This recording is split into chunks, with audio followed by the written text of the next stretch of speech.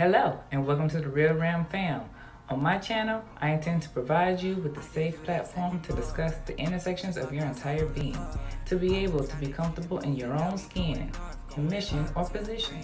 There is no one like you, and we all have a purpose and message.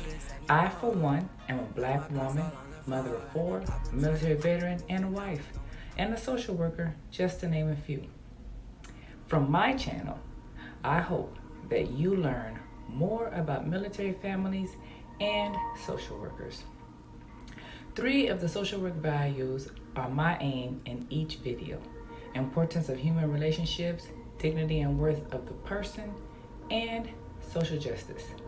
No matter what you initially think when you hear social worker, there is more to the profession. Trust me. Stay locked in by subscribing to the channel, and be sure that you hit that notifications bell so you don't miss any new uploads. Without further ado, on to today's episode. What is going on, Ram Fam? It's another beautiful day out here. Thankful Monday. So today we're going to do something different. For those of you who are new to my channel, my name is Tawana Lee. I am a social worker, Air Force veteran, and Air Force spouse, as you saw in the intro. Today we're going to do a special. Today I'm providing you with a free space to express yourself. Right now there's a lot going on in Afghanistan, and a lot of you may be dealing with some triggers of your trauma. Some of you have lost loved ones previously. Some of you may have loved ones in Afghanistan right now. So I have with me some fellow social workers, military spouses, and we are here today to talk with you about what is going on. I'm going to put this disclaimer up, let you know that this is not a substitute for you seeking help from a mental health professional, although some of us do that on a daily basis, but we cannot provide therapy to each and every person because therapy just doesn't work like that. But we hope that you enjoy this live, that you participate with us, ask any questions that you have, and also enjoy the information that we provide for you. So we're going to start off with our introductions that we have for you. Mr. Dennis, if you can introduce yourself, please.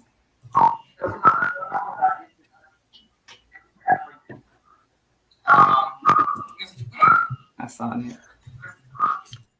Good morning. Dennis Anderson. I'm a licensed clinical social worker. I graduated the USC School of Social Work about 6 years ago. Dennis Anderson. I'm a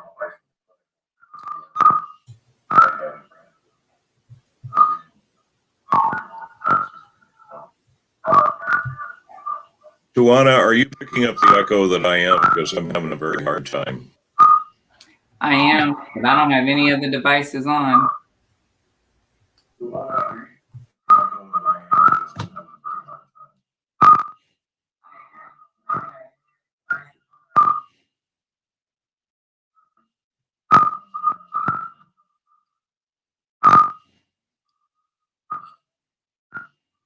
This is going to be a difficult platform.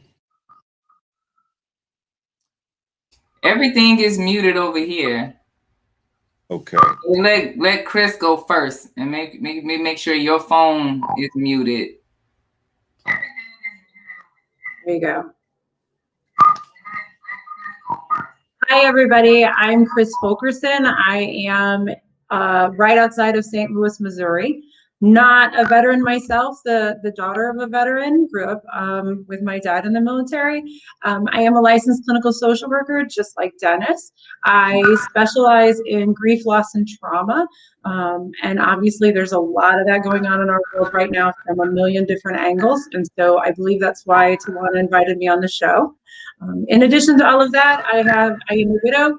I recently got remarried after 4.5 years, and the mom of 9 kids, and I am back in school working on my doctorate in trauma and leadership because I wasn't busy enough. So glad that everybody's spending their hour with us or so. Glad to talk to Tawana and Dennis and Brandie and just see what we can bring to the table.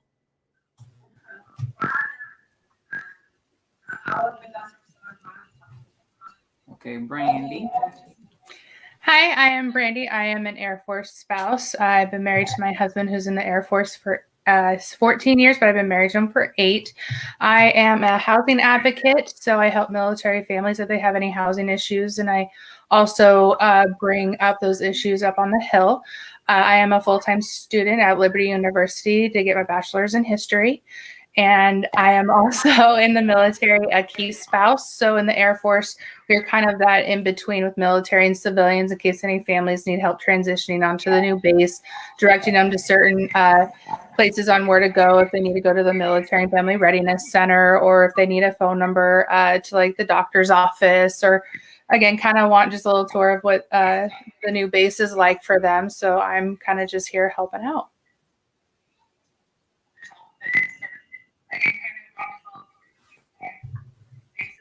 I am still hearing it.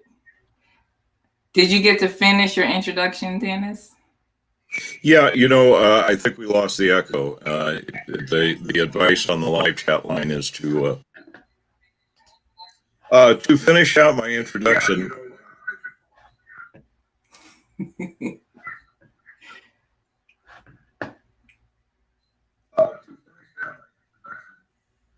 You sure you don't have another phone over there?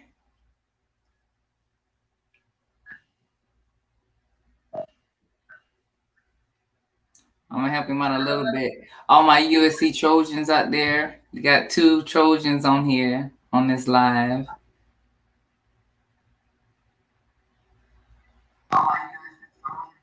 He's in California. He served in the Army. He works with military veterans.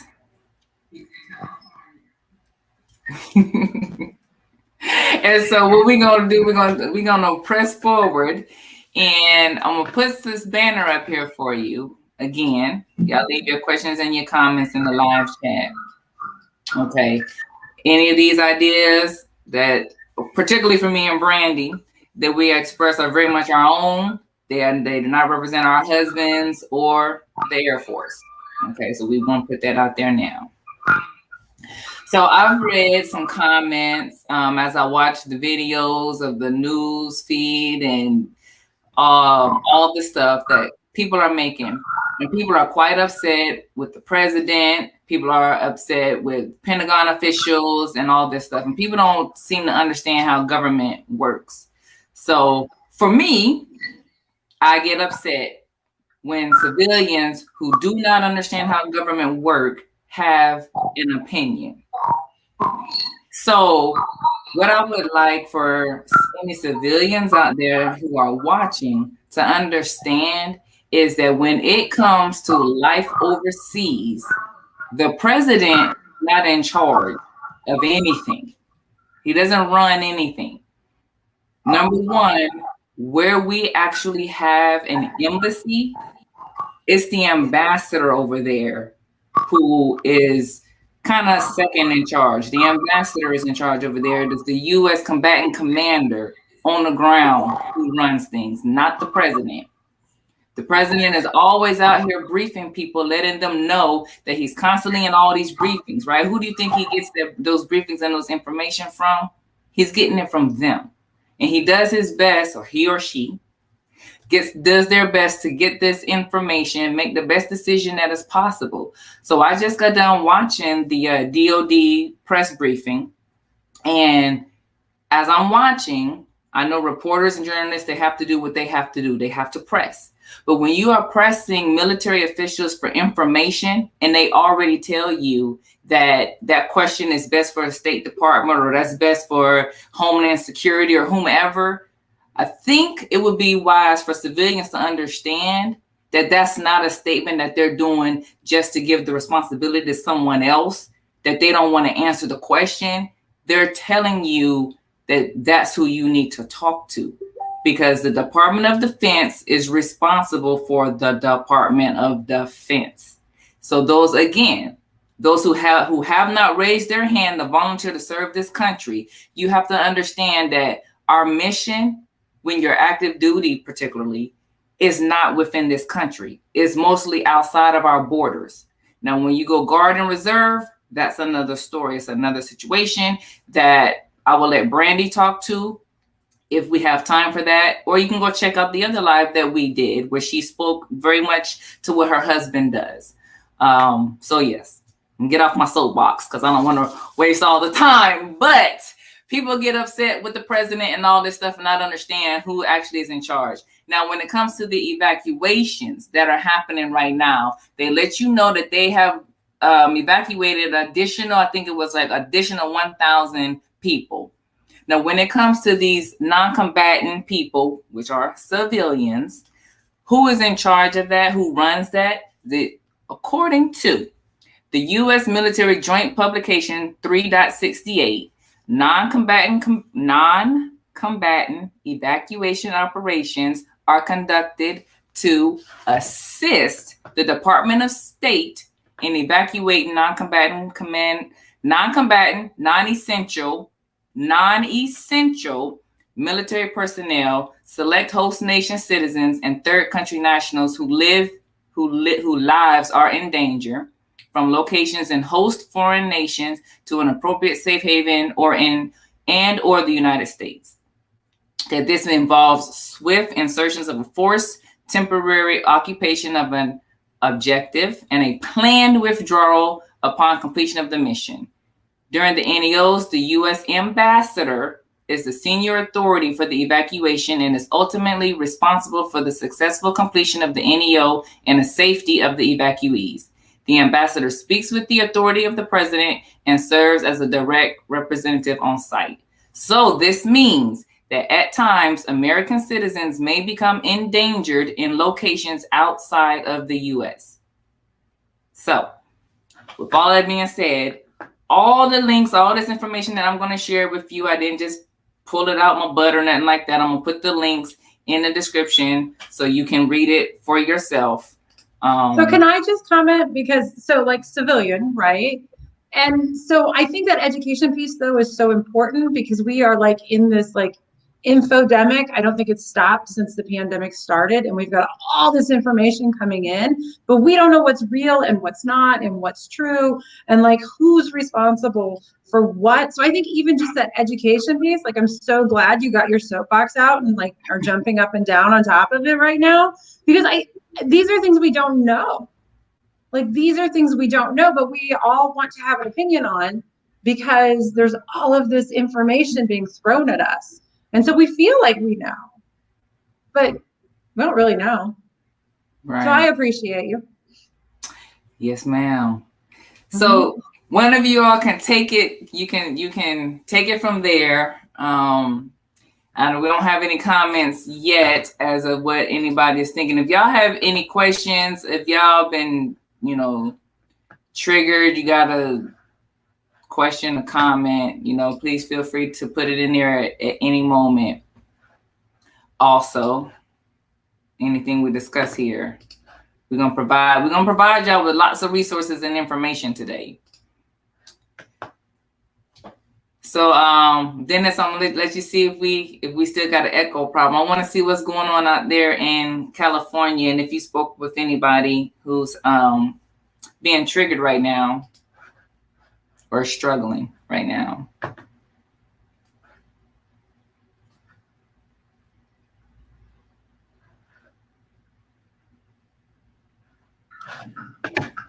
I have a vet center nearby with my counselor colleague who basically says he was on the phone the entire weekend.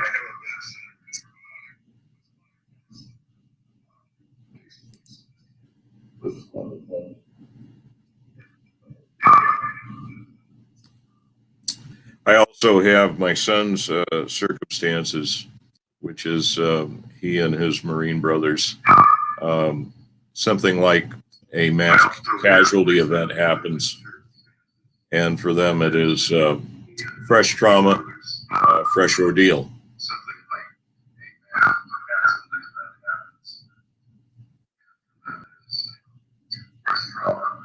So Dennis, do you do like PTSD work? Do you do trauma work with the vets? Are you like, so that's like your role. So then are they all being re-triggered by what we're seeing See, I don't know, is it the stuff we're seeing in Afghanistan, or is it the way the press is portraying it, or the way that people are responding? Like, where's that all even coming from?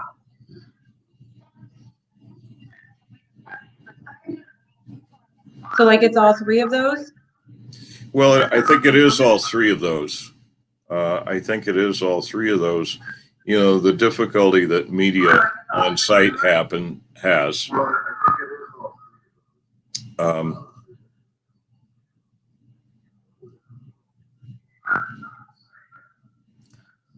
Is that they are dealing in the operational environment. This is the spot news story, and all interpretation is viewed through that lens.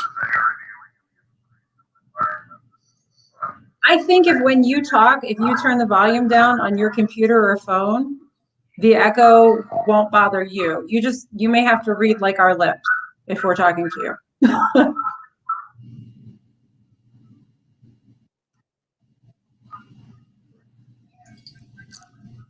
Yeah, maybe a little better.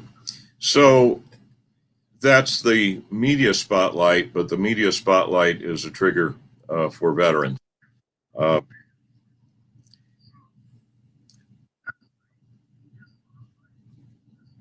Is it a trigger for like the families too? Absolutely. Okay, I was wondering. The Gold Star parents that I know are in fresh anguish, but they're also in deep empathy and sympathy with their new extended family. And if nothing else, Gold Star parents and family tend to be such a cohesive group that they are immediately pretty helpful in the immediate aftermath and then for time over time. So it's a horrible circumstance to be in a Gold Star family, but they are going to be providing comfort and help to others in the time ahead.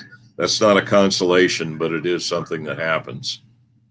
That reminds me of something I read that the VA put out about how Vietnam vets can be a great support and really kind of mentor some of our Afghanistan vets with that trauma piece, like that mutual support. And that just reminds me of this beautiful article I read about the Vietnam vets. And I didn't realize all the similarities between the two, I don't even know, historical events, what do you call them? But yeah, I didn't even realize how similar they were. And I read this article and it was just all about like, even just like the war just ended. Like there's no finish to it.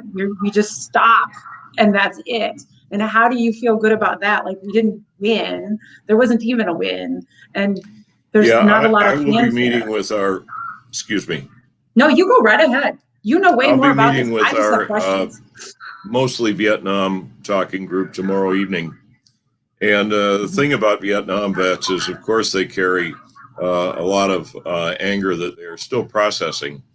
And they also have been, though, generationally profoundly sympathetic and helpful to the post 9/11 generationals. What you hope in a therapeutic sense is to kind of be able to set the political emotions of the moment aside, but it's not easy. Not easy. Yep. So, Kris, we use that word trauma a lot. So, if anybody who's watching who don't quite understand what trauma is, can you break that down? And grief. And grief. I'm better at grief than I am trauma. I think trauma is complicated. Like something big, major happens, maybe to you, maybe you see it happen to somebody else, maybe a big world event happens, right? And you have this internal response that is so huge that you end up just stuck with it. And it's like, it's just all these big feelings. It's something that colors then everything that comes after it. Even if you go through therapy and you process it and everything else, it continues to have an effect. We know, like from brain scans and stuff, that trauma actually literally changes your brain. It changes your brain. And we know that the more traumatic events that you have, that you experience, the more likely you are to have a whole host of other problems, physical problems. You're like 3 times as likely to die of heart disease. And my numbers are going to be wrong because I didn't look this up, but I just know like these numbers. You're more likely to die of suicide. You're more likely to live in poverty. You're more likely to struggle with domestic violence. You're more likely to have children who have problems. Like, because we also know, like, again, your brain has changed. Your DNA can change from trauma. And then we pass that on. And so this can be like a huge life-changing thing. And then when we talk about grief, yeah, I work primarily with children and adolescents in the grief world before and after someone dies. And so working in that field, you have to be able to explain grief to like 5-year-olds and 10-year-olds and 15-year-olds and then adults too. And so really my favorite definition of grief is it's that sad, mad, bad feeling you get when you lose someone or something super important to you, right? Is that super simple? Absolutely.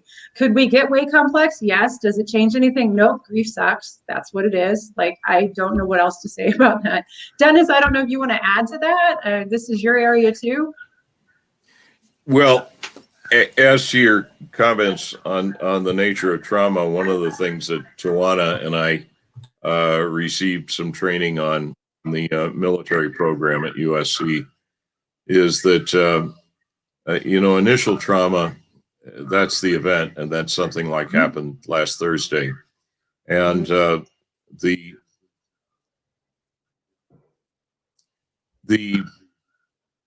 digesting of that goes on for about 2 weeks.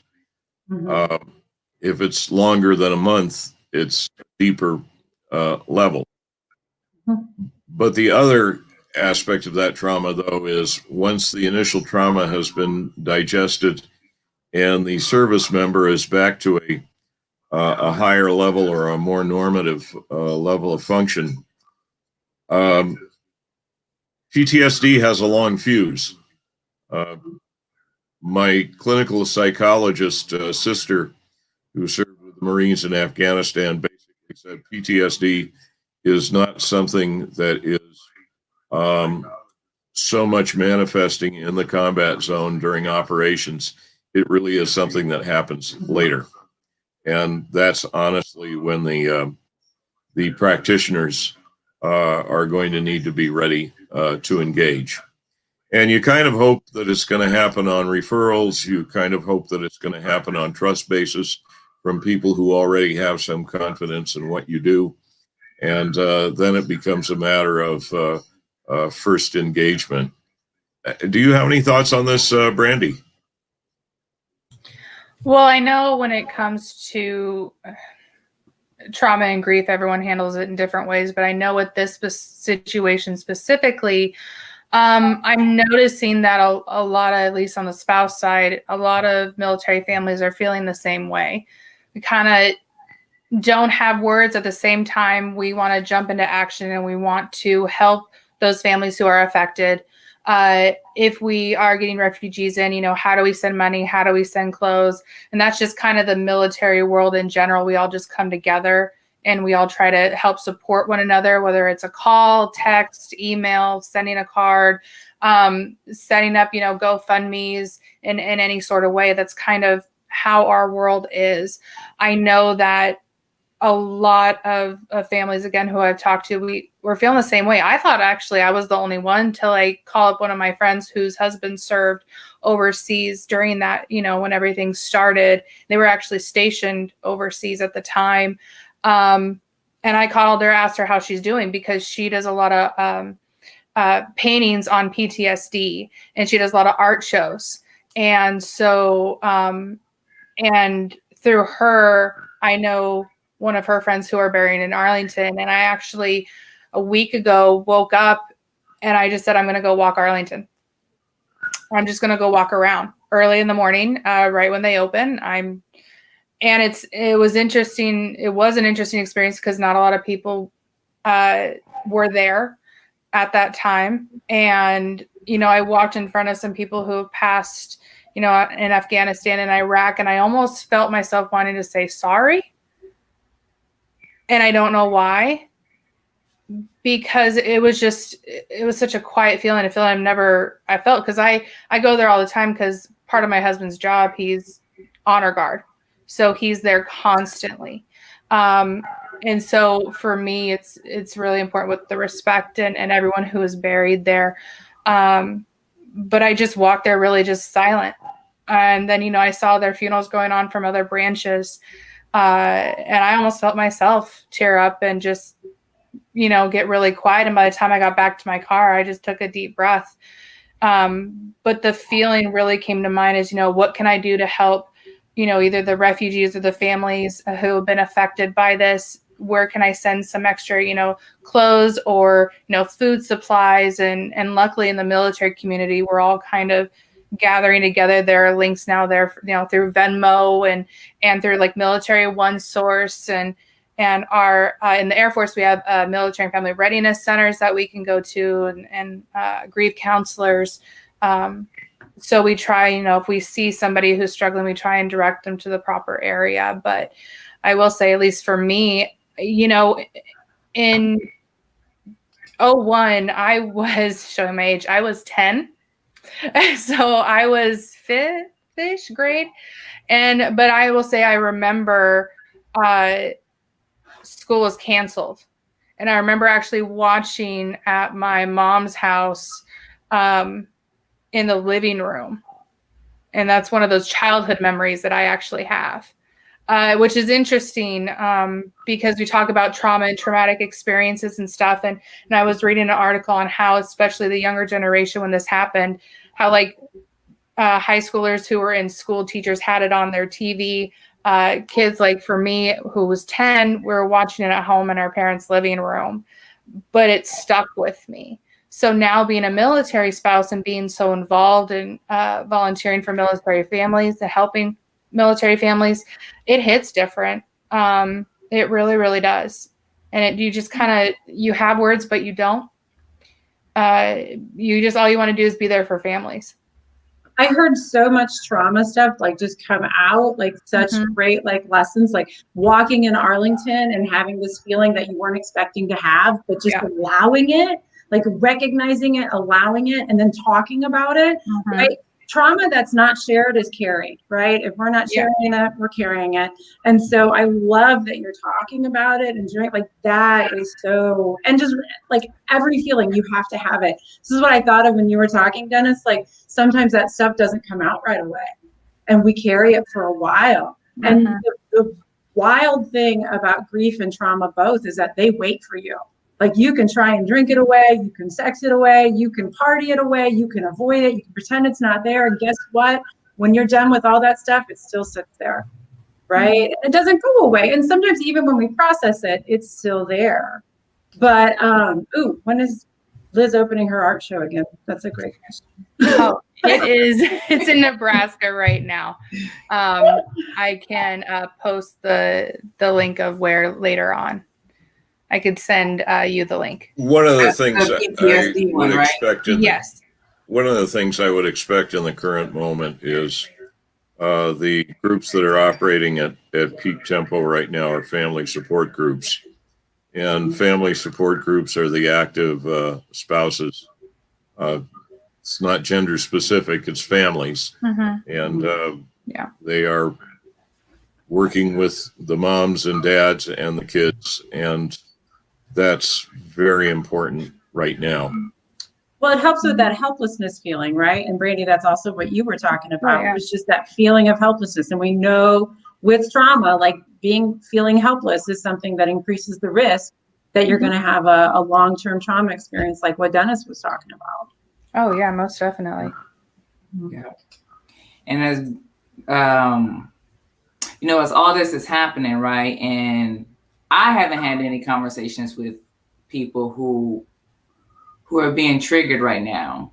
So I had to sit with myself and think about what was I doing during that time? What was I going through? What was I feeling? Because as the active duty member, I didn't go anywhere. I didn't deploy. I supported this Operation Enduring Freedom by being the stay-at-home, wife while my husband Let me rephrase that. I wasn't a stay-at-home wife. I was in the Air Force myself during that time, but I did not deploy. My husband deployed. So as I'm looking at this timeline that I have laid out here, it says in October of 2001, we were PCSing at that time in October of 2001. That's the early phase of the war. But when this thing actually started and kicked off, like for us, like life was kind of sort of just getting started, right? It says that in December of 2001, this is when bin Laden escaped to possibly Pakistan. This is what we were thinking. And the U.S. does not lead the assault. And later on, we're questioned as to why we didn't do it. Okay. And then in October of 2004, that's when bin Laden resurfaces in this video 3 weeks after Afghanistan elects Hamid Karzai as president, and days before Bush wins his re-election. He takes responsibility for the U.S. attack. Bin Laden does. I didn't realize it had been that long. Like in my head, I was thinking that all this was happening in 2002 because I recall that my husband was deployed. This is all I remember. He was deployed. You know, back then, Air Force deployments were like 4 months long. But he ended up being gone for 8 months. That's a long time. Also, instead of me deploying at that time, a coworker of mine deployed, and I had agreed to keep her kids for her, thinking it was going to be a regular Air Force deployment, 4 months. Maybe I can do this. But I had a little nephew was born during this time. We've had our first child during this time. It was too hard. I couldn't do it. I couldn't keep her kids that whole time. 8 months. Yeah. I'm only, if I got, somewhere in between 2002 and 2004, this thing actually starts in 2004, I'm only 24 years old. I got a little nephew to take care of. I got a brand new son to take care of. Like I'm young. My brother-in-law leaves and he joins the Marines. Wow. There's a lot. That's why I'm saying, and then processing that everybody's gone, right? Like you can't even have them to count on that relief coming in. That's a ton. Go ahead. I think one of the things that we're going to be looking forward to as professionals is that this has been a very long war. We haven't had a span of 20 years of active combat operations. And even though most of America was not particularly engaged, they will go away, frankly. Most of America is going to go away from this experience. It's going to be a news aftermath and a social, political anger aftermath. But it will not be a trauma aftermath because you're going to have about 3 million Americans who had some participation directly in this. And they're going to have the mix of processing that is going to endure over time. One difference from Vietnam to post 9/11 is 2/3 of the Vietnam veterans were draftees, something that they were brought into unwillingly, and that actually has been a companion piece of the issues that they have dealt with over time. But in the post 9/11 generation, everybody was a volunteer. Most people were all in. And so things that emerge like mythologies of lost causes or why didn't we win is going to be part of the afterburn on this. And what that means for people who are in practice is just really a lot of active listening. And if we were working with veteran brothers and sisters, the issue is to be non-judgmental, and there's a reason they call this the talking cure. In my own family, with my son being self-disclosing about his own PTSD issues, talking is always better. He actually has such low confidence in pharmaceutical interventions, and pharmaceutical interventions have in many cases been proved not to be applicable. Depression's different than PTSD. The formularies aren't set. Some of the sleeping medications cause at least as much problems as they solve. So the thing for professionals is a lot of empathy and a lot of listening. And I think that the new research, like from the last 5-10 years into trauma, is showing that, like Bessel van der Kolk's, the body keeps the score, right? Even if I can't look at it here, or can't pull it from here, my body is still feeling it, right? Sure. And so there's been a lot of success. In fact, I also am a yoga teacher in addition to a social worker, and I've done lots of trainings and lots of work with, like, what do we do with trauma? Because some people have completely disconnected from their own bodies because they can't handle all the physical sensations because it's so sensory. Like trauma like lives in us. And so if we can reconnect them physically with their bodies, again, it just helps them heal and helps them be able to tolerate some of those sensory overloads that come from the trauma. So, okay, so here's my question, because this is what I'm hearing. And as like the civilian on the panel, so like the stuff you started with, Tawana, like I didn't know any of that, quite frankly. Like I had not a clue. And so that to me is fascinating because I'm like, oh my gosh, I have no idea how all of this is playing out behind the scenes. I only know what I'm being fed by the media or what I can find myself. And sometimes I don't even know where to look to find it myself.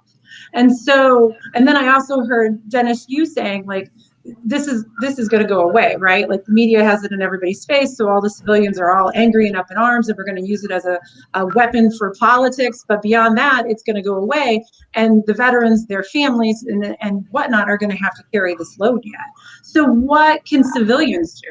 Like, how do we keep it here for people so that the veterans get the support that they need? I would personally say, you know, if you have a military neighbor or if you know like a friend who's been in the military or a family who has, talk to them, ask them, you know, how are you feeling? Because, you know, I've had civilian friends and family who just don't understand because military life is completely different than civilian life. We see things on a different level. I always say my perspective comes from the military perspective. It's not just from a civilian because we really see things differently. When we watch, you know, it's when I go back home to Idaho and I watch the news of stuff going on in DC and I'm around the DC area right now. I said it's completely different than what you're seeing on the news. I would say that, you know, the best way to kind of understand what military, you know, members are going through is ask someone who has been in or who is in, because I think the perspective will change a little bit.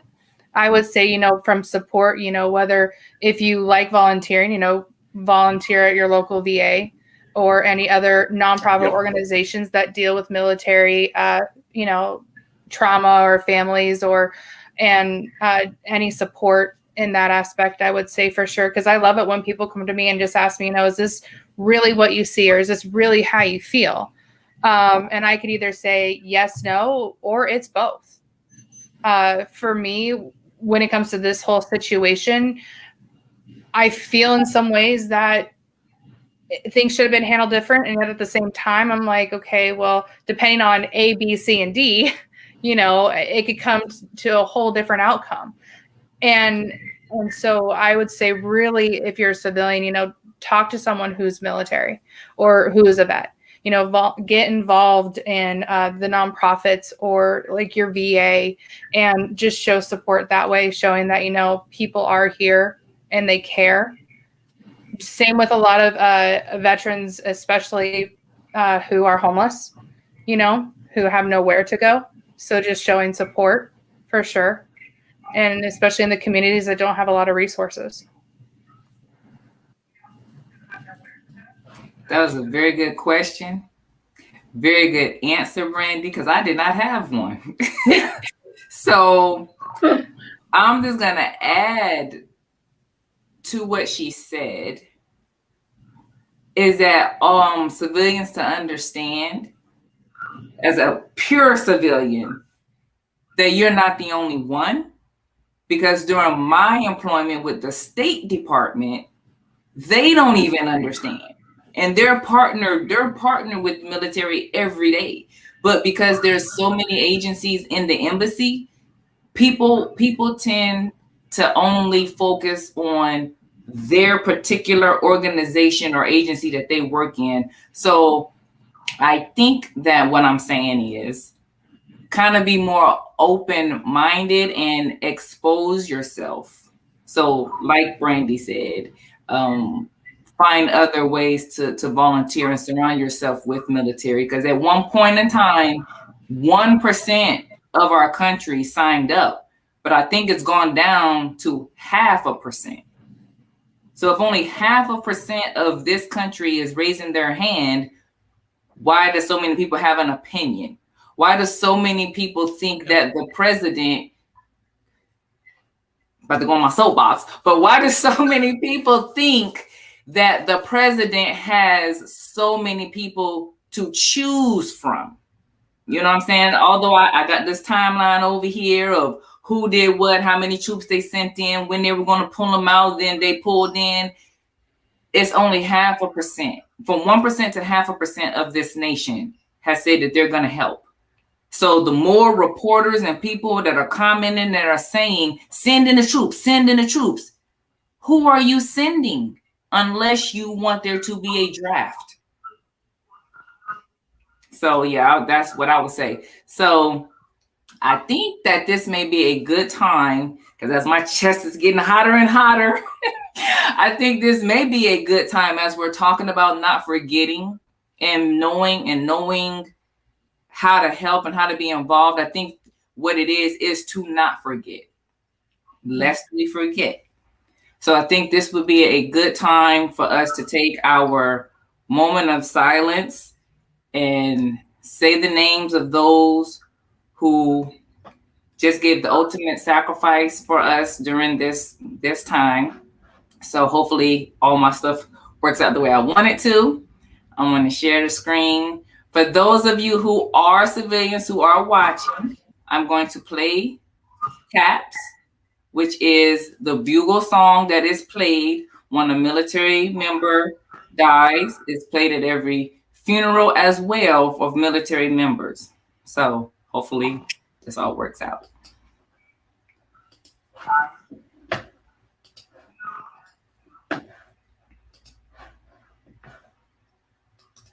I can't make that photo any bigger, so because I suck.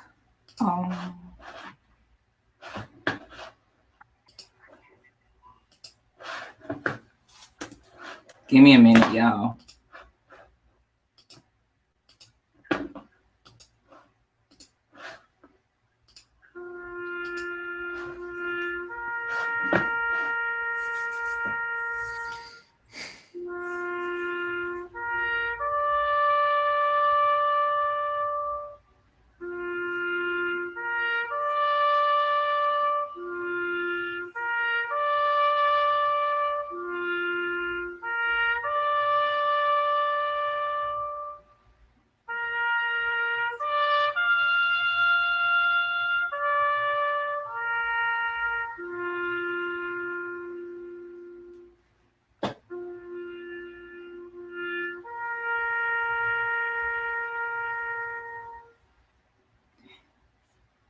So from top left to right, we have Sergeant Nicole L. Gee, 23, from Sacramento, California. Corporal Humberto A. Sanchez, 22, from Logansport, Indiana. Lance Corporal David L. Espinoza, 20, from Rio Bravo, Texas. Sergeant Johanny Rosario Picardo, 25, from Lawrence, Massachusetts. In the middle, we have Corporate Hunter Lopez, 22, from Indio, California. Navy Corpsman Maxton W. Soviak, 22, from Berlin Heights, Ohio. Corporate Dagan or Deegan W. Page, 23, from Omaha, Nebraska. Staff Sergeant Ryan C. Nouse, 23, from Coreyton, Tennessee. Staff Sergeant Darren T. Hoover, 31, from Salt Lake City, Utah. Bottom, we have Corporal Kareem M. Nikui, 20, from Norco, California. Lance Corporal Riley J. McCollum, 20, from Jackson, Wyoming. Lance Corporal Jared M. Schmitz, 20, St. Charles, Missouri. And Lance Corporal Dylan R. Marolo, 20, Rancho Cucamonga, California. I can't find y'all.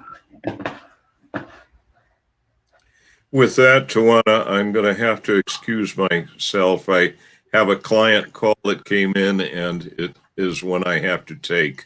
Yes, sir. And now I can't stop share screen. I do want to thank everybody, and I think this was pretty good. Wouldn't mind doing it again. Thank you. Thank you Thanks. for coming. Yes. All right.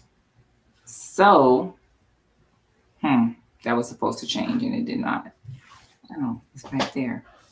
Okay, so I'm gonna put this banner up again.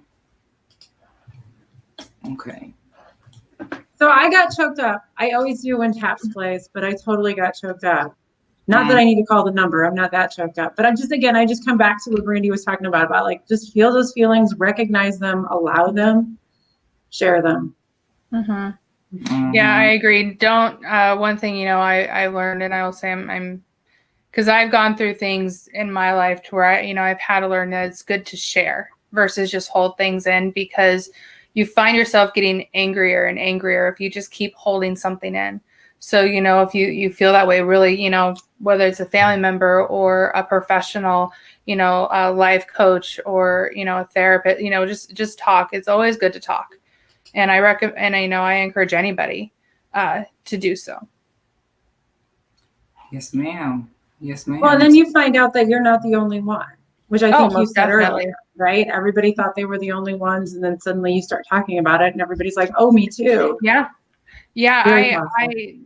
just like you said, I didn't realize that there were a lot more military families who were feeling the same way that I was until I started, making phone calls and checking on people who I knew who were over there. And I'm like, "Oh, you're feeling this way too?"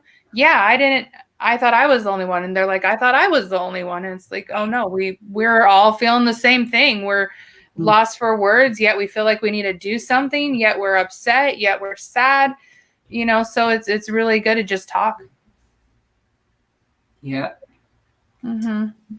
So with that, we only had the one question. Do you want to put that information in the link for her, or are you going to contact that person directly? I'll contact the person directly. Okay. So again, thank Brandie and Kris. They've been on my show before, but for those who may not have seen you, I will ask you my closing question. Mm-hmm. Are you eating pancakes or are you eating waffles for breakfast? I had trouble answering this last time. I think right now it would be waffles. I think before it was pancakes, but I like both. But waffles, you can do a lot of things with waffles. Well, and I'm just thinking I need comfort food right now because the whole world has gone crazy. And so comfort food, and honestly, whatever somebody else is going to make for me, I can eat while on my face because I didn't have to do it. But since you went waffles, I'll go pancakes, and then Tawana will be happy in some way, shape, or form. Well, I'm pancakes every time. I'm always pancakes, always. So I'll thank y'all.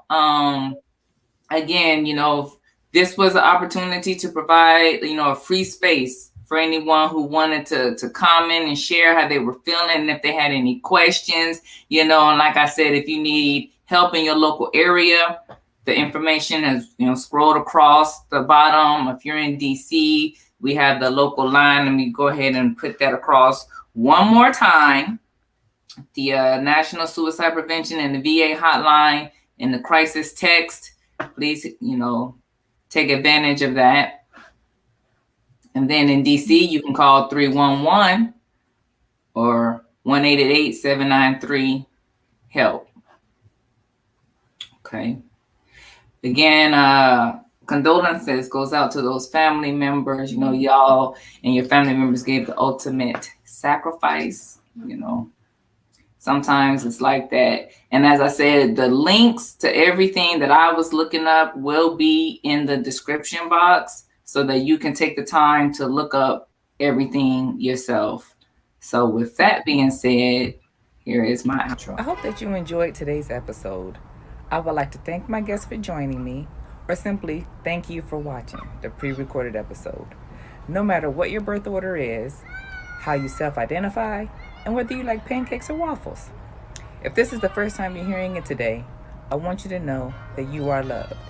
You were put here for a purpose that only you can fulfill. Until next time, take care of yourself. Be sure that you like and share the videos, subscribe to the channel, and hit that notifications bell. This is Real Realm out.